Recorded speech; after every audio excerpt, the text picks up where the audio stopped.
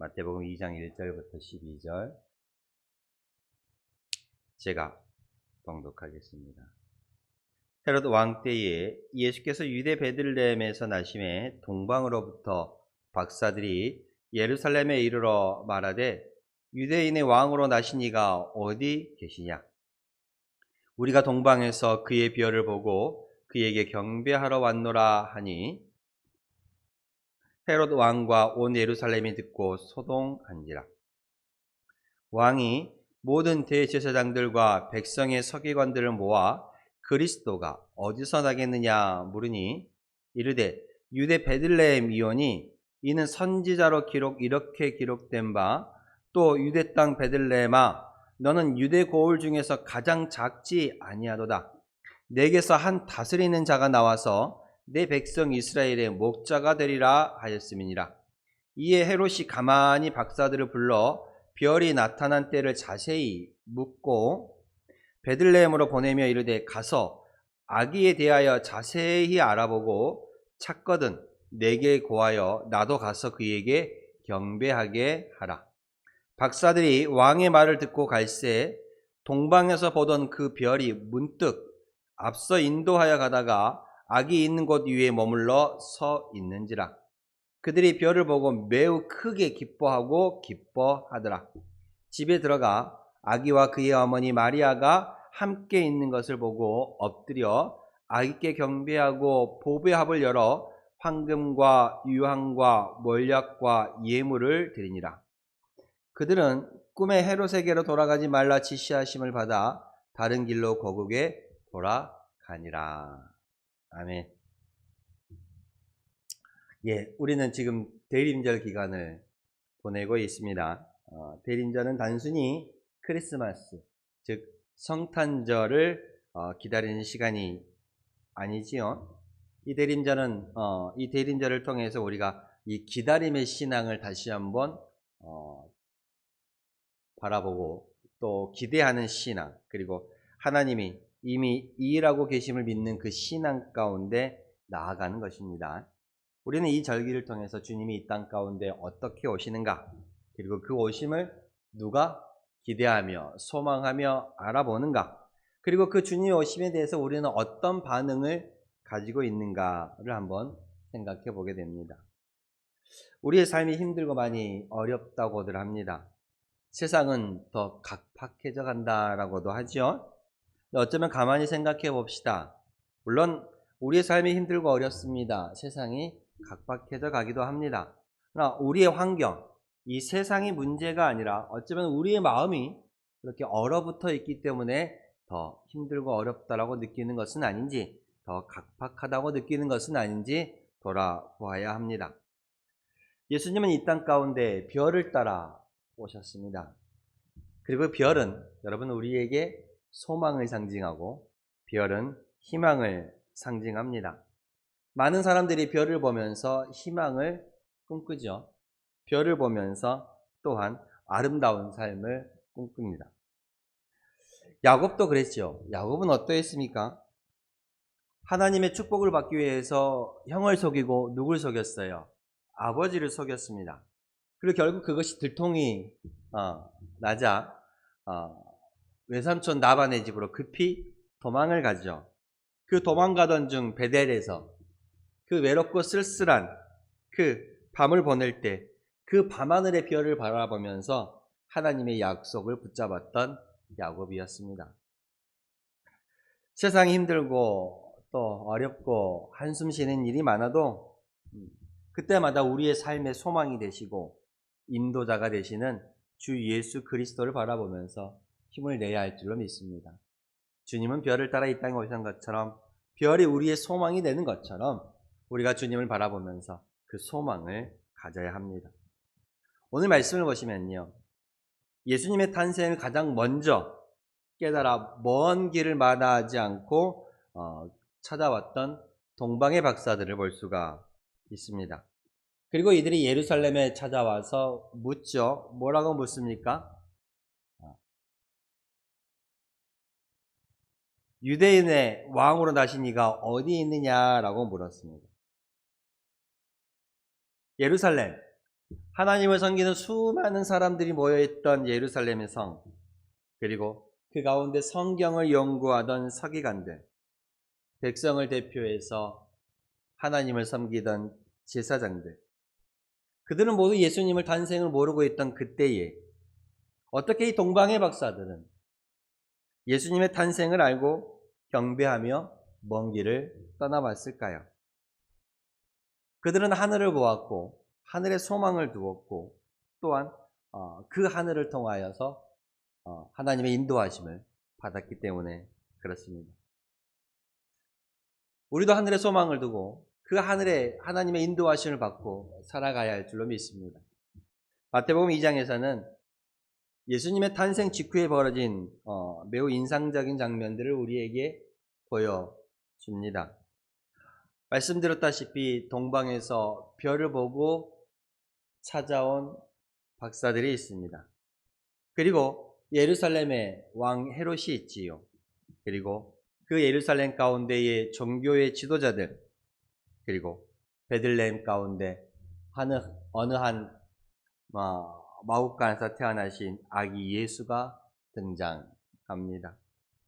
여기에 어쩌면 우리의 대림절을 기다리고 바라보는 그 신앙의 모습들이 있지 않나 생각합니다. 예수님을 오심에 대해서 어떠한 사람들의 반응과 태도를 보였는지 우리가 깨달으면서 이 대림절을 한번 생각해 보시기를 원합니다. 오늘 본문 1절에 이렇게 말하고 있어요. 헤로드 왕 때에 예수께서 유대 베들레헴에 나심에 동방으로부터 박사들이 예루살렘에 이르러 말하되 라고 말하고 있어요. 이 구절은 우리에게 참 매우 중요한 사실을 전해주고 있습니다. 예수님이 태어나시기 전부터 하나님이 이미 사람들을 불러내셨다라는 거예요. 불러서 준비하고 있었습니다. 예수께서 이 땅에 태어나시기 전부터 하나님은 이미 동방의 박사들을 부르셨고 그들이 예수님이 태어나심에 나아갈 수 있도록 그 길을 인도해 주셨습니다.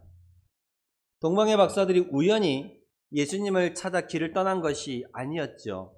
이들은 하늘의 별을 보았던 사람들이고 하나님은 그 별을 통하여서 당신의 뜻을 이들에게 보여주셨던 것입니다. 우리는 이 대림절을 통해서 참 중요한 이 대림절을 통하여서 오늘 이 본문을 통한 중요한 메시지를 발견합니다. 하나님은 우리에게 찾아오시기 전에 미리 그 길을 열어두신다라는 사실입니다. 우리가 기도하기 전에 주님은 그 기도에 대한 일을 미리 하고 계시는 것이지요. 우리가 주님 앞에 부르짖기 전에 주님은 이미 그 응답의 방향을 준비해 놓고 있다라는 것입니다. 예수님께서 이 땅에 탄생하시기 전에 주님은 그 예수님의 탄생에 대한 준비를 이미 하고 계셨다라는 것.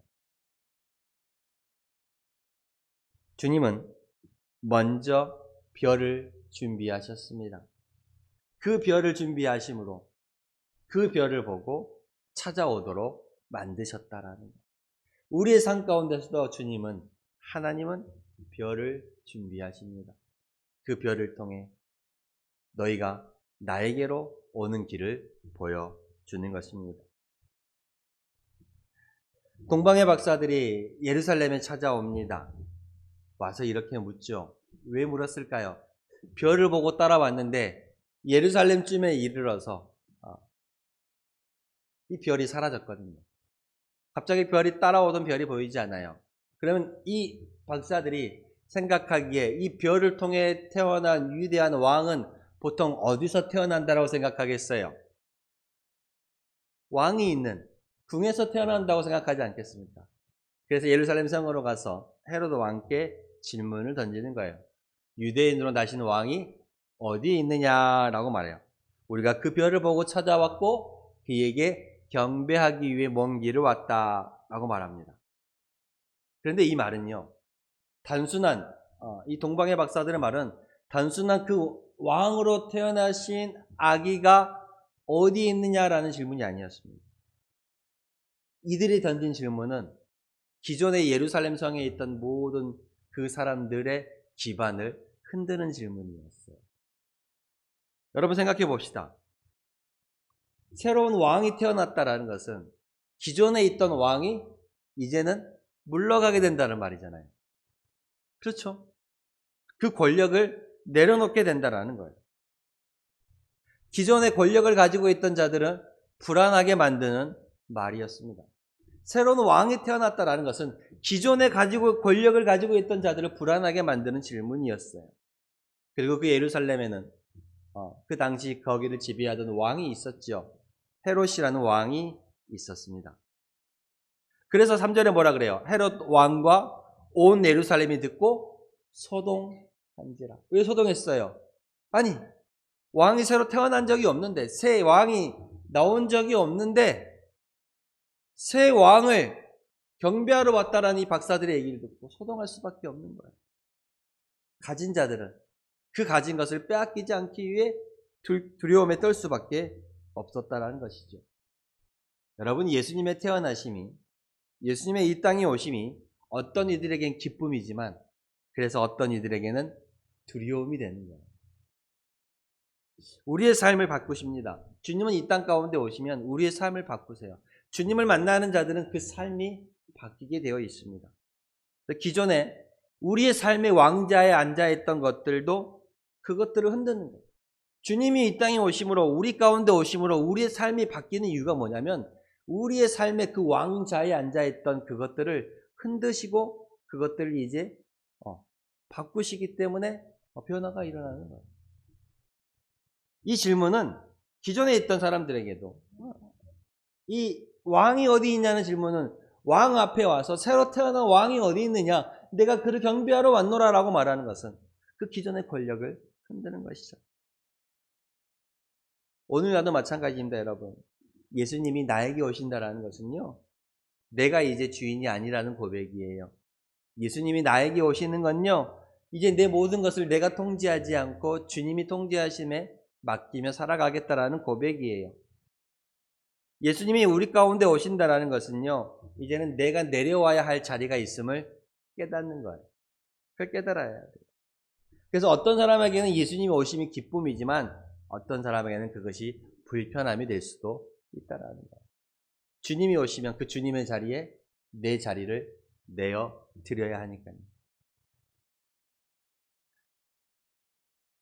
어디 있냐고 물었습니다. 그래서 헤롯 왕이 소동하고, 아니 왕이 없는데, 왕이 태어났다라고 동방에서부터 좀 멀리서부터 박사들이 별을 보고 찾아왔대요. 그래서 헤롯 왕이 사람들을 불러 모읍니다. 누구를 불러 모아요? 대제사장과 백성의 서기관들을 불러 모아요. 그래, 이들이 왕을 찾으러 왔다. 그럼 왕이 어디서 나겠느냐? 그리스도가 어디서 나겠느냐라고 불러요. 그러더니 이 대제사장들과 백성의 서기관들이 뭐라고 대답합니까? 이르되 유대 베들레헴이오니, 어디라고요? 유대 베들레헴이랍니다. 기록된 바 또 유대 땅 베들레헴아, 너는 유대 고을 중에서 가장 작지 아니하도다. 내게서 한 다스린 자가 나와서 내 백성 이스라엘의 목자가 되리라 라고 말합니다. 여러분 생각해 봅시다. 동방의 박사들이 별을 보고 찾아왔는데 어느 순간 별이 그 길을 인도하지 못하고 사라졌어요. 그러면 이들 생각에 위대한 왕이 태어났는데 그 위대한 왕이 있을 곳은 어디라고 생각했어요? 왕이 있는 궁전이라고 생각했어요. 그래서 헤롯 궁으로 나아갑니다. 그래서 그곳 가운데 가서 동방의 박사들이 뭐라고 얘기해요? 우리가 별을 보고 새로 태어나신 왕께 경배하러 왔다라 그래요. 그런데 이 헤롯 궁에는 새로 태어난 왕이 없었거든요. 사람들이 소동합니다. 아니 왕이 지금 여기 있는데 또 새로운 왕이 태어났다라고 경배하러 왔다 하니 소동할 수밖에 없죠. 그래서 묻습니다. 그래, 그리스도가 어디서 나느냐? 물으니 뭐라고 말해요? 유대 베들레헴이라. 선지자들이 기록된 바 유대 베들레헴이라 라고 말합니다. 우린 여기서 참 아이러니한 상황을 목격합니다. 어떤 상황이에요? 성경을 잘 아는 사람들이 누구예요? 백성들의 서기관입니다. 성경을 잘 아는 사람들이, 백성들을 대표해서 하나님을 섬겼던 대제사장, 성경을 잘 아는 사람들이 메시아가 어디서 태어날 것을 정확히 알고 있었지만, 어디서 태어난다고요? 유대 땅 베들레헴. 메시아가 어디서 태어날지 정확히 알고 있었지만 단 한 사람도 베들레헴으로 가지 않았습니다. 않았어요. 성경은 알고 있었지만 이들은 길을 떠나지 않았습니다. 그리스도가 어디서 나겠느냐? 선지자로 기록된 바 유대 땅 베들레헴입니다. 주님의 오심의 때를 알 수 없었지만 이제 한 별을 보고 동방의 박사들이 찾아와서 우리가 저 위대한 별을 보고 위대한 왕을 경배하러 왔느냐, 그 왕이 어디 있느냐라고 물었죠. 그러면 그 왕이 태어났음을 알았어요. 그러면 헤롯 왕이 이 백성의 하나님을 섬기는 제사장과 서기관들에게 그리스도가 어디서 나겠느냐고 물으니 선지자들이 기록된 바 유대 땅 베들레헴입니다라고 대답을 해요. 그런데 그들은 예수께, 그리스도께 가지 않았다라는 거예요.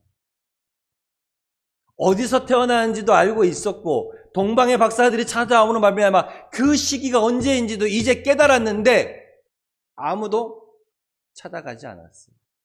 아무도 경배하지 않았어요. 여러분, 이것은요, 형식적인 신앙의 위험을 우리에게 보여주는 것입니다. 말씀은 알고 있는데 순종이 없는 신앙이에요. 말씀은 알고 있는데 순종이 없는 신앙이에요.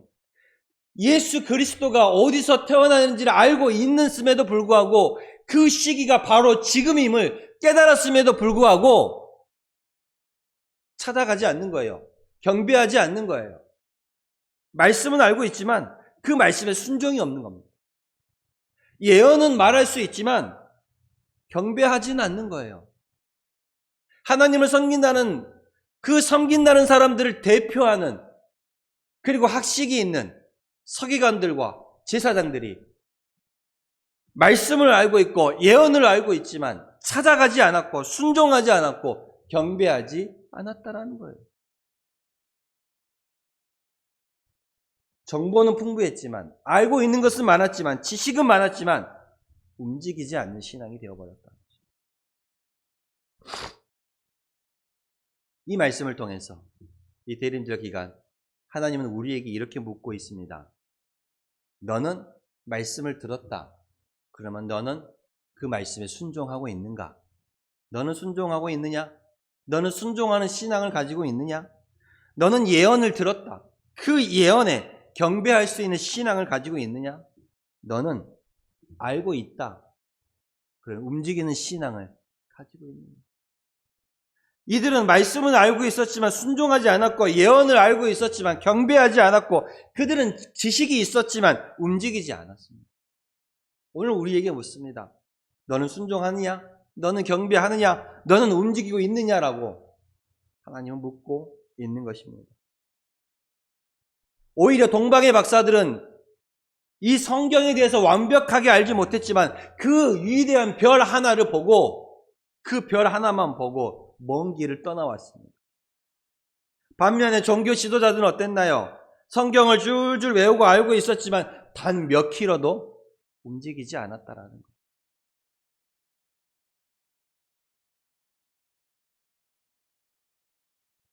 알고는 있지만 길을 떠나지 않는 사람들의 모습이 보입니다.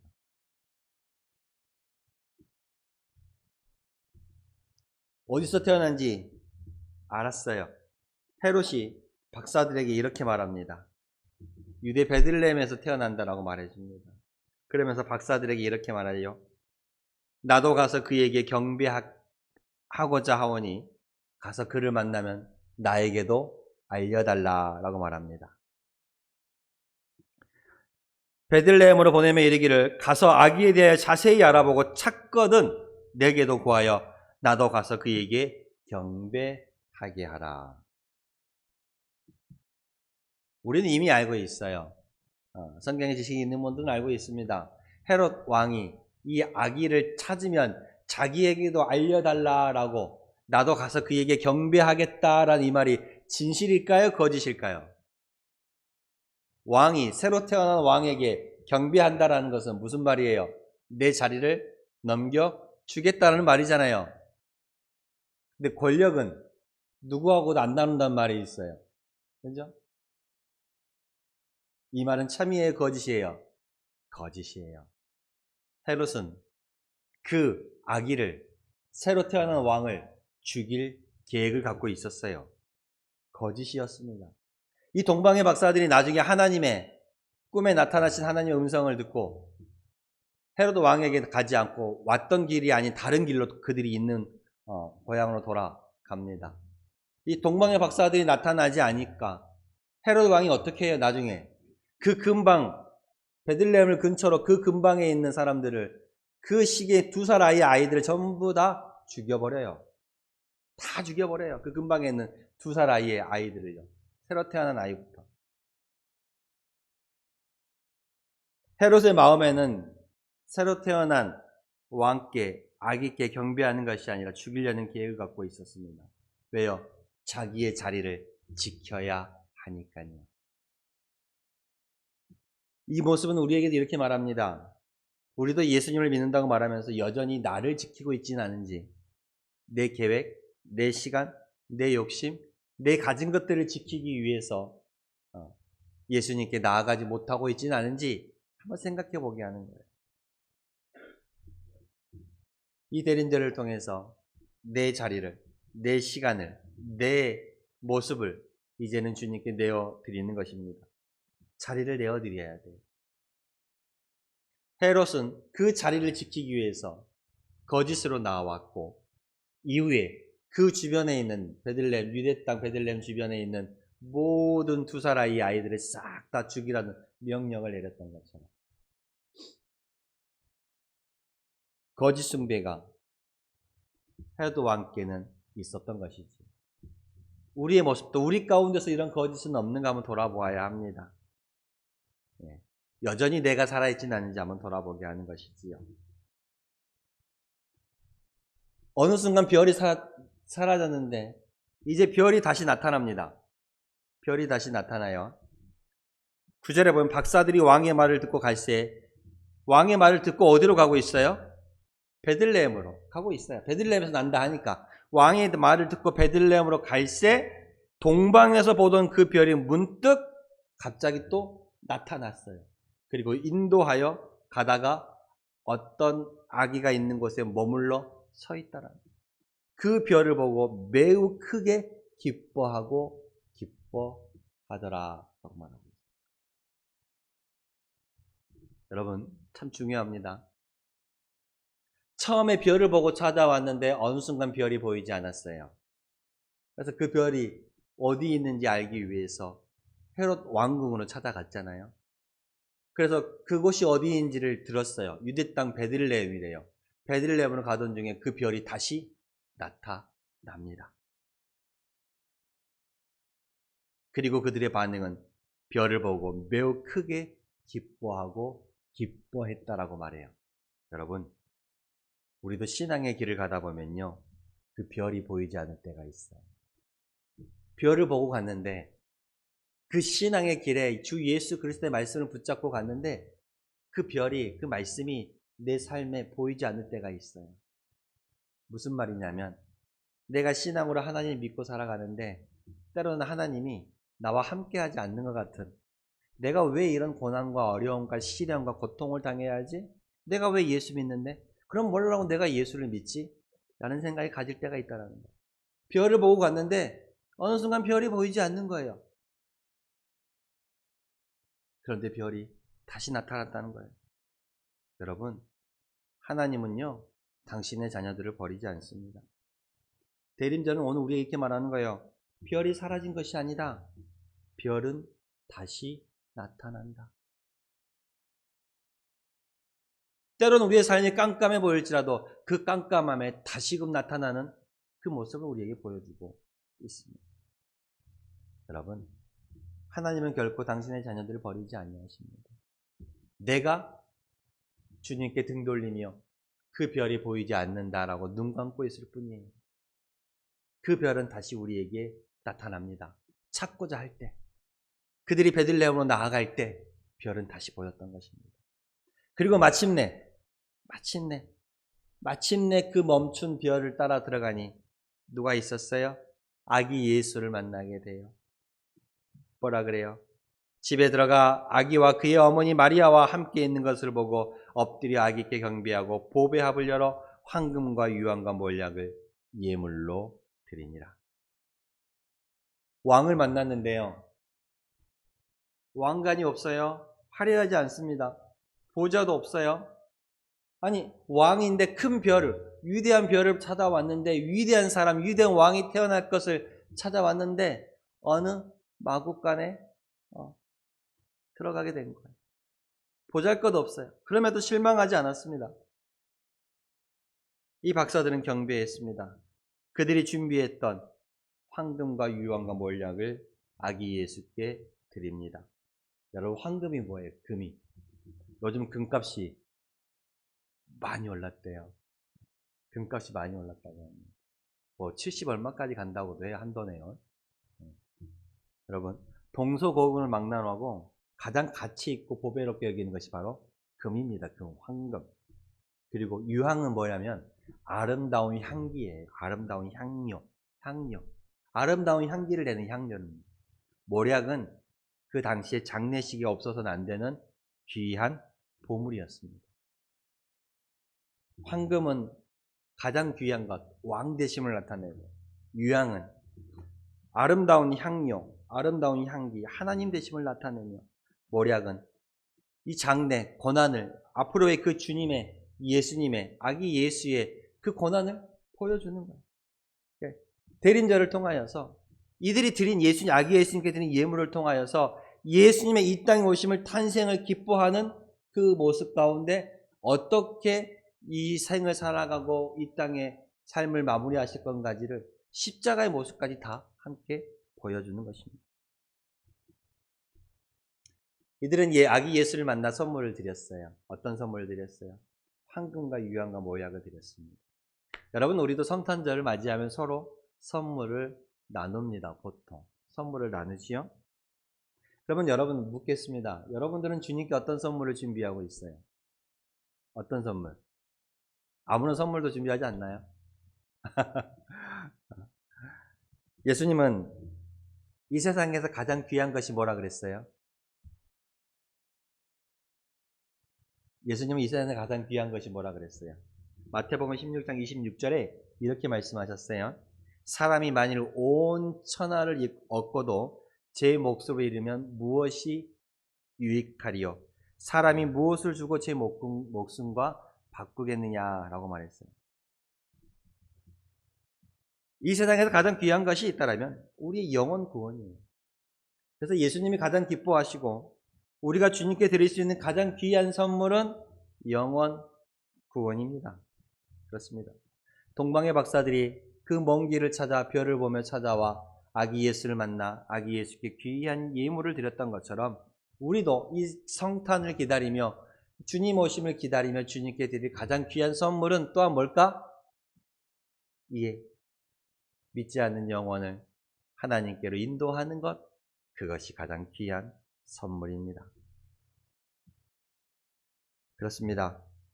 오늘 여기서 우리는 별을 따라 움직였던 박사들의 모습과 그리고 새로운 왕이 태어났다라는 그 소식을 듣고 두려워했던 헤롯 왕, 그리고 이 그리스도가 이 땅 가운데 오심을 알고 있었지만 움직이지 않았던 종교 지도자들, 그리고 가장 낮은 곳으로 이 땅에 오신 예수의 모습까지 우리는 살펴보았습니다. 이 대린절을 보내면서 우리는 지금 어떠한 모습으로 주님을 기다리고 있는지를 한번 생각해 봅시다. 그리고 성탄절을 맞아서 우리가 주님께 가장 기뻐하심으로 드릴 선물은 무엇인가를 또한 생각해 보시기를 소망합니다. 별을 바라보며 우리 가운데 또 별을 따라 움직이는 신앙이 될 수 있기를 또한 원합니다. 알고 있지만 움직이지 않는 그들의 모습이 아니라 알고 있었고 움직이는 신앙이 될 수 있기를 원합니다. 기도하겠습니다.